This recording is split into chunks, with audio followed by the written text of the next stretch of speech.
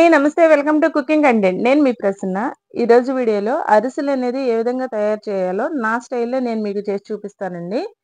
ఒక KG ration బియ్యంతో అరిసెలు తయారు చేసుకోవడము. ఎక్కువ మొత్తంలో అందరూ చేయలేరు కదా! అసలు అరిసెలు చేయడం అంటేనే కొంచెం డిఫికల్ట్ ప్రాసెస్. కాబట్టి ఒక కేజీ బియ్యంతో మనం ఎప్పుడైనా చేసుకునే విధంగా నేను మీకు అరిసెలు ఏ విధంగా తయారు చేయాలో చూపిస్తానండి. రేషన్ బియ్యంతో అయినా చాలా మంచిగా వస్తాయండి. సరే ప్రాసెస్‌లోకి వెళ్ళిపోదాము.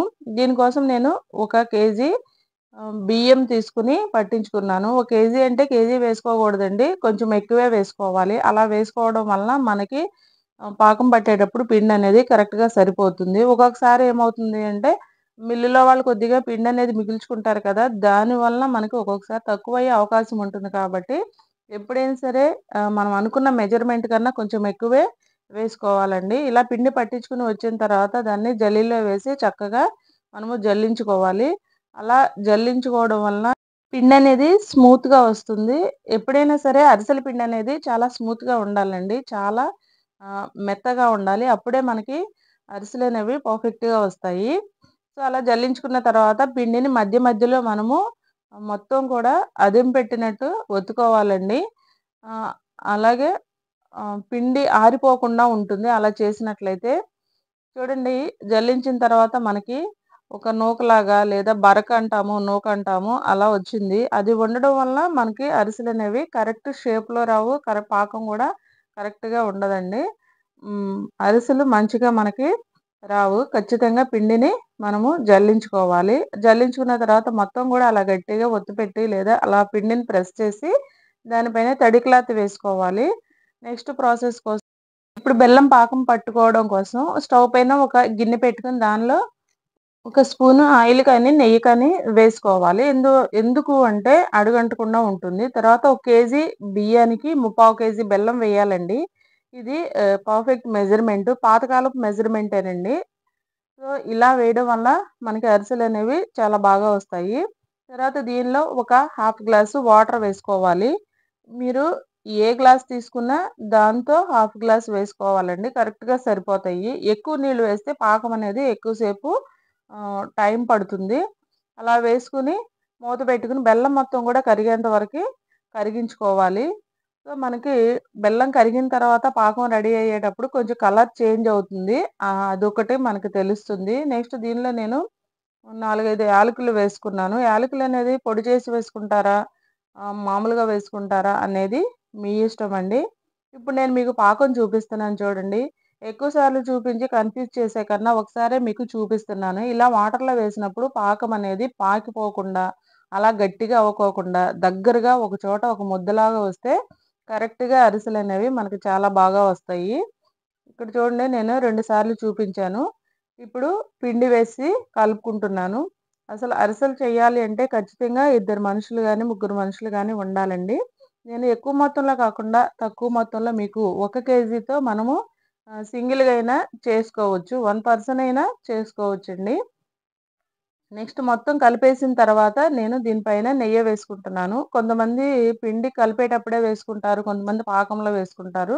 నేను పైన వేసుకున్నాను.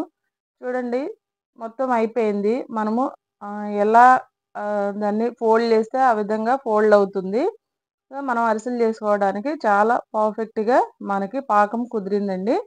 ఇప్పుడు దీన్ని పక్కన పెట్టుకొని మనం అరిసెలనేవి ప్రిపేర్ చేసుకోవాలి.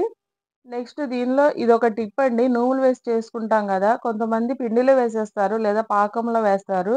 అలా వేయకుండా అరిసె పైన చక్కగా ఎక్కువగా నువ్వులు కనిపిస్తూ తినాలి అంటే ఈ నువ్వుల్లో కొద్దిగా ఆయిల్ వేసి కలిపి పెట్టుకొని ఇప్పుడు గనక మనము పిండిని గనక రోల్ చేసుకున్నట్లయితే చక్కగా పైనే మనకి నువ్వులనేవి కనిపిస్తాయండి.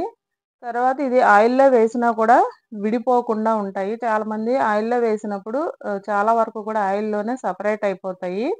ఆల్రెడీ నేను ఒకటి వేశానండి. మనం ట్రైలో ఏస్తాం గదా! ఒకటి వేశాను.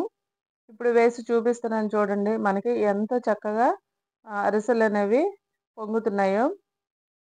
ఇక్కడ నేను ఒక్కదాన్నే చేసుకుంటున్నాను కాబట్టి 1 లేదా 2 వేసి చేసుకుంటున్నానండి. అదీ గాక ఇక్కడ చాలా పెద్దవిగా చేశాను. చిన్న చిన్నవిగా చేయలేదు. అసలు నేను తీసుకున్న గరిటెకి నేను వేసిన అరిసెకి సంబంధమే లేదు. ఇగ చూస్తున్నారుగా అట్లాగే ఇంకోటి గూడా వేసి చూపిస్తున్నాను. నువ్వులనేవి చక్కగా ఉండని చుట్టుకుని మనకి పైన చాలా బాగా కనిపిస్తాయండి. నువ్వుల అరిసెలంటే మనకి నువ్వులు పైకి కనిపించినప్పుడే అది బావుంటుంది కదా! సో, ఆ విధంగా కనిపిస్తాయి. మీరు కూడా వీటిని ట్రై చేయండి. ఒక్కళ్ళే కూడా అరిసెలనేవి చక్కగా చేసుకోవచ్చు. కొంచెం టైం తీసుకొని ఇంట్లో మనకెప్పుడు కావాలంటే అప్పుడు ఫెస్టివల్స్ అప్పుడే కాకుండా ఎప్పుడు కావాలంటే అప్పుడు మనము అరిసెలు తయారు చేసుకోవచ్చు. ఇక్కడ ఇంకో టిప్ చూపిస్తున్నాను చూడండి. ఇక్కడ ఏంటంటే అరిసెలు వత్తడానికి చెక్కాలుంటాయి గదా! అలా చెక్కాలు లేనప్పుడు ఇలా పప్పు డబ్బాలు తీసుకొని మూతను మనము బోర్లించి పెట్టి దానిపైన డబ్బాతో మనం ఇలా ప్రెస్ చేసినట్లయితే మనకి ఆయిల్ అనేది సెపరేట్ అవుతుంది. సేమ్ చెక్కలతో అయితే ఎలా వత్తుతామో అలాగే వస్తాయండి. మనకి అరిసెలు వత్తుకునే చెక్కలే అవసరం లేదు. మనకు బ్రెయిన్ ఉంటే ఆడవాళ్ళం కదా! ఎన్ని తెలివితేటలైనా మనము ఉపయోగించొచ్చండి. సో, ఇదైతే బాగా పనికొస్తుంది. ఒకసారి మీరు కూడా ట్రై చేయండి. ఇంకోటి కూడా వేసి చూపిస్తున్నాను చూడండి. చాలా పెద్దగా వేశానండి నేను. నేను పెట్టిన డబ్బాకి గూడా అది బయటకొచ్చేసింది. చూడండి అలా ప్రెస్ చేస్తే ఆయిల్ అనేది ఏ విధంగా కారిపోతుందో.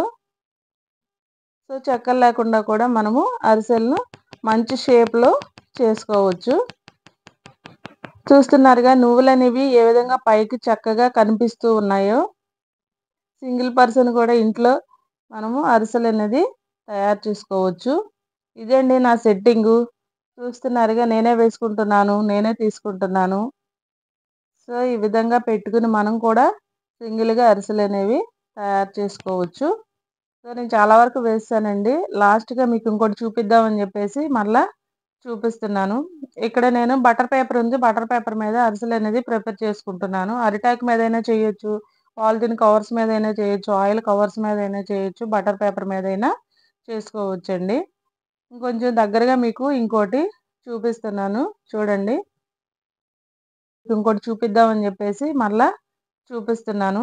ఇక్కడ నేను బటర్ పేపర్ ఉంది. బటర్ పేపర్ మీద అరిసెలనేది ప్రిపేర్ చేసుకుంటున్నాను. అరిటాకు మీదైనా చేయొచ్చు. పాలిథీన్ కవర్స్ మీదైనా చేయొచ్చు. ఆయిల్ కవర్స్ మీదైనా చేయొచ్చు. బటర్ పేపర్ మీదైనా చేసుకోవచ్చండి. ఇంకొంచెం దగ్గరగా మీకు ఇంకోటి చూపిస్తున్నాను చూడండి. సో, ఈ విధంగా డబ్బాని అడుగు భాగంతో పెట్టి డబ్బా మూతను మనం బోర్లించి పప్పు డబ్బాలుంటాయి గదా! స్టీల్ డబ్బాలు. ఆ విధంగా ఒత్తినట్లయితే చక్కగా మంచి షేప్‌తో మనము అరిసెలనేది తయారు చేసుకోవచ్చు. సో, లేడీస్ అందరికీ కూడా ఇదంతా ఉపయోగపడుతుందని అనుకుంటున్నాను. ఖచ్చితంగా మీరు సింగిల్‌గా అరిసెలు చేసుకోవచ్చండి. నేను అరిసెలు చేయడం అయిపోయింది. టేస్ట్ చేసి చూపిస్తున్నాను. చూడండి చాలా టేస్టీగా ఉన్నాయి. అలాగే స్మూత్‌గా కూడా ఉన్నాయి. బాగా మందంగా కాకుండా, పల్చగా కాకుండా మీడియం సైజులో అరిసెలనేది చేశానండి. చాలా సూపర్‌గా ఉన్నాయి. మీరందరూ కూడా ఒకసారి వీటిని ట్రై చేయండి. చూడండి దగ్గరగా చూపిస్తున్నాను. సో, నా వీడియో గనుక మీకు నచ్చినట్లయితే లైక్ చేయండి. అలాగే ఫస్ట్ టైమ్ నా ఛానల్ చూస్తున్నట్లయితే సబ్స్క్రైబ్ చేసుకోండి. మీ ఫ్రెండ్స్‌కి, ఫ్యామిలీ మెంబర్స్‌కి షేర్ చేయండి. పక్కనే ఉన్న బెల్ ఐకాన్ గనుక క్లిక్ చేస్తే నా వీడియో నోటిఫికేషన్ అనేది మీ వరకు వస్తుందండి. సో, మీరందరూ కూడా నాకు సపోర్ట్ చేయండి. ఓకేనండి. బాయ్.